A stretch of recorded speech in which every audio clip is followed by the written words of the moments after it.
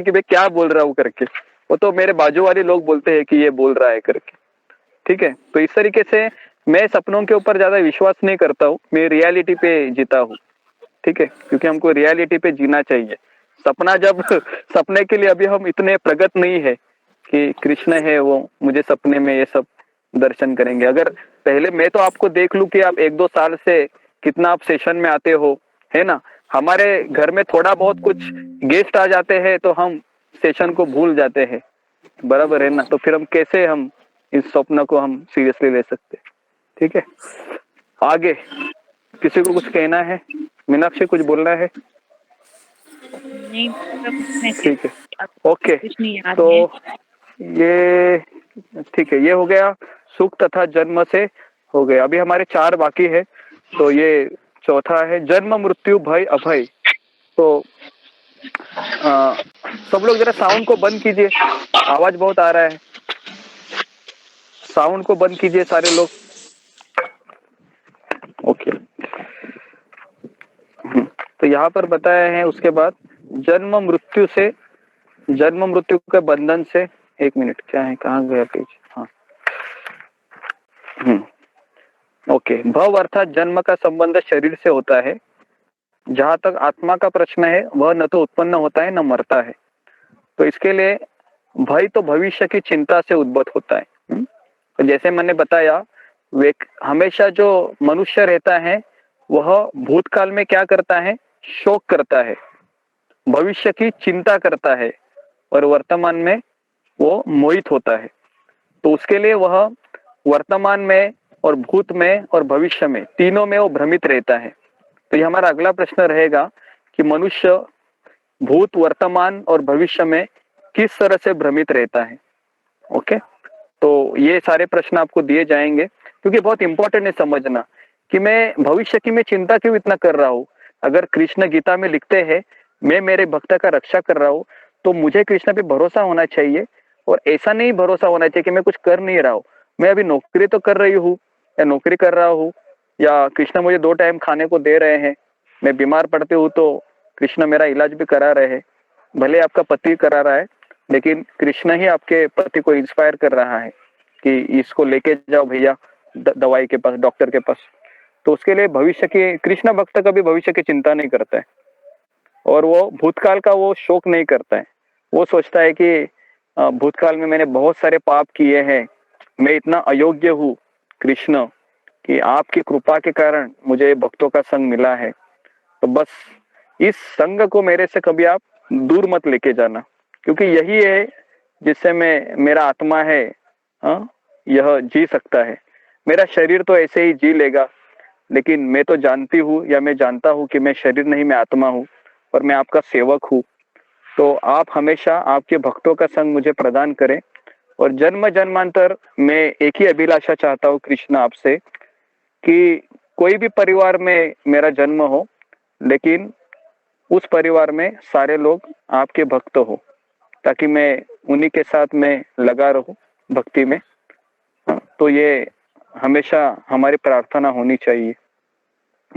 मम जन्मनि जन्मनीश्वरे भवताद भक्ति अहेतुकितो। उसके बाद अहिंसा। अहिंसा का अर्थ तो होता है अन्यों को कष्ट न पहुंचाना। तो भक्त रहता है वो सबसे अहिंसक व्यक्ति होता है, क्योंकि वह दूसरों को कष्ट नहीं देता है। दूसरों को कष्ट नहीं देता है, वो हमेशा दूसरों को भगवान के करीब लाता है, वो है ना, भगवान के करीब लाता है वो, है ना। अभी मैंने तो कभी सोचा भी नहीं था, मैं अगर बोलूं कि इतने सारे लोग रोजाना आ सकते हैं और वो कथा सुन सकते हैं, वो भी मेरे द्वारा, मैंने तो सपने में भी नहीं सोचा था। और लेकिन मैं देख रहा हूँ कि कृष्ण की इच्छा है कि मैं इस तरह से कार्य करूँ। तो इतने सारे लोग हैं, रोज रिपोर्टिंग भी करते हैं, रोज जपा में भी आ रहे हैं, कथा भी सुन रहे हैं। तो ये सब कृष्ण की कृपा है जिसके कारण ये सब हो रहा है। मेरे गुरु महाराज की कृपा है जिसके कारण ये हो रहा है। नहीं तो ये कलयुग में तो ये बहुत मुश्किल है, रोज रोज आना, रोज रोज करना। तो कृष्ण हमारे ऊपर कृपा कर रहे हैं। उसके बाद है समता। समता का अर्थ है राग और द्वेष से मुक्त होना। तो भक्ति के लिए अत्यधिक राग भी अच्छा नहीं है।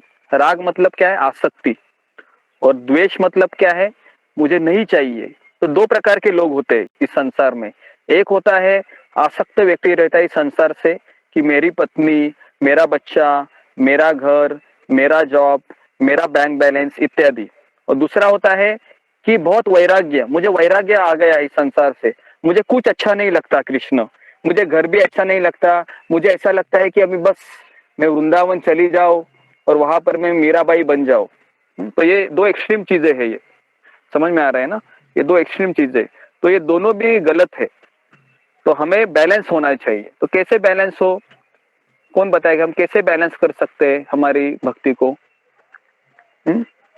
बताइए कैसे मुझे बैलेंस रहना है कि मेरा बस वैराग्य तो भी है, क्योंकि मुझे तो सब कुछ अच्छा नहीं लग रहा है अभी कृष्ण के सिवाय, लेकिन कृष्ण बोलते हैं कि तुम्हारा वैराग्य अपूर्ण है जब तक तुम, क्योंकि सारी चीज तो मेरी ही बनी हुई है ना?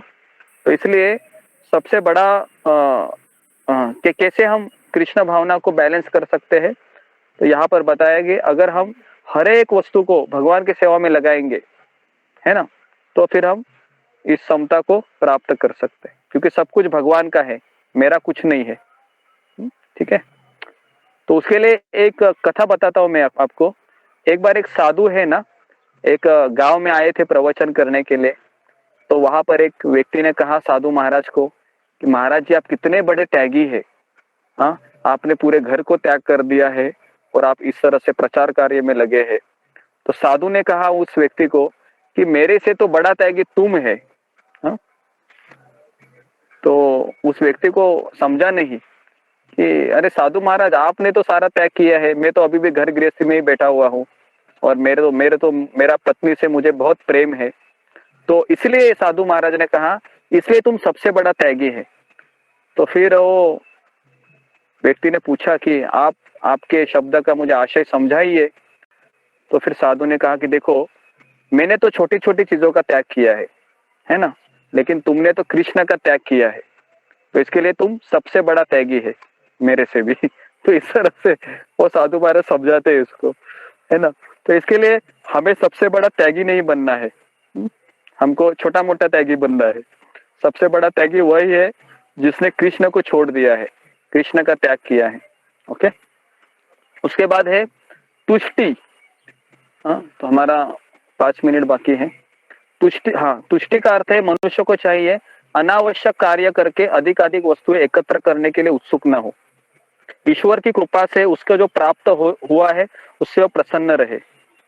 और जहां तक दान का संबंध है, बहुत इंपॉर्टेंट है हमारे लिए ये। दान का संबंध है, मनुष्य को चाहिए कि अपने आय का 50% किसी शुभ कार्य में लगाए। और यह शुभ कार्य है क्या? तो यह है कृष्ण भावनामृत में किया गया कार्य। ऐसा कार्य शुभ ही नहीं अपितु सर्वोत्तम होता है। तो इसके लिए, क्योंकि कृष्ण अच्छे हैं, इसके लिए उनका कार्य भी अच्छा है, अतः दान उसे दिया जाए जो कृष्ण भावनामृत में लगा हो। तो इस तरह से प्रभुपाद जी दान के बारे में बताते हैं कि कम से कम 50% हमको देना चाहिए हमारी आय का। तो जब 50% नहीं दे सकते, लेकिन कम से कम 10%, 5% या जो भी है वो देना बहुत जरूरी है। तो यहाँ पर प्रभुपाद जी ने लिखा हुआ है ना? नहीं तो हमारा धन है वो हमेशा पोल्यूटेड रहेगा, अशुद्ध रहेगा, अगर हम भगवान की सेवा में नहीं लगाएंगे। ओके, तो इस तरह से ये हो गया। उसके बाद है हाँ, हो गया। उसके बाद है यश। यशस, यशस का अर्थ है कि मनुष्य को यश प्राप्त करता है जब वह महान भक्त के रूप में जाना जाता है। तो इसलिए यही वास्तविक यश है। तो मान लो कि आप लोग हैं, हमेशा मरते दम तक भगवान के भजन में लगे हैं, तो यह वास्तविक यश है आपका। तो इस तरह से सारे गुण संसार भर में मानव समाज में तथा देव समाज में प्रकट होते हैं। ठीक है? तो इस तरीके से हमने 5 श्लोक ही कवर किए आज, क्योंकि मैंने सब एक्सप्लेन कर दिया आपको, समय ज्यादा लगा। तो कल हम ये 10 अध्याय के बारे में और 2 दिन लगेंगे, तो 10वां अध्याय पूरा करने के लिए। ओके, तो यहाँ पर हम रुकते हैं। किसी कुछ पूछना है आज के लिए? कुछ सवाल है? कुछ नहीं समझ में आया, कुछ समझ में आया? ऐसा चीज। आवाज नहीं आया मुझे मीनाक्षी, तुम्हारा कुछ पूछना है? मुझे राधा काउंट के बारे में थोड़ा और अच्छे से जानना था।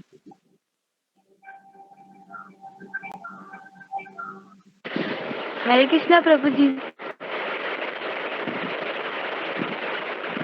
जाना था।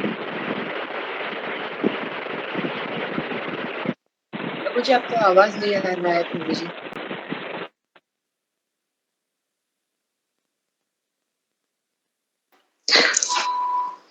प्रभु जी आप म्यूट हो गए। आवाज नहीं आ रही। आप म्यूट हो गए।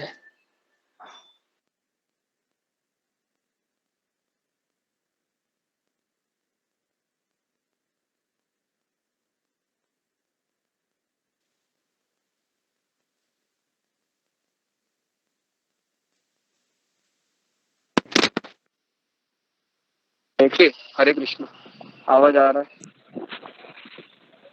किसी को कुछ पूछना है, कुछ बोलना है?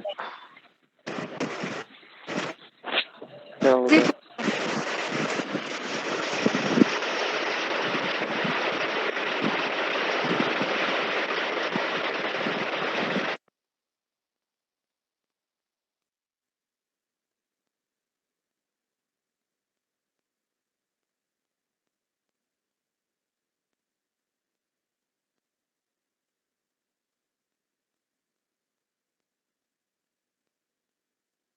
हरे कृष्ण कृष्ण कृष्ण हरे कृष्णा कृष्णा हरे हरे, राम राम हरे राम राम राम हरे हरे। हरे राम की जय। पाद की जय।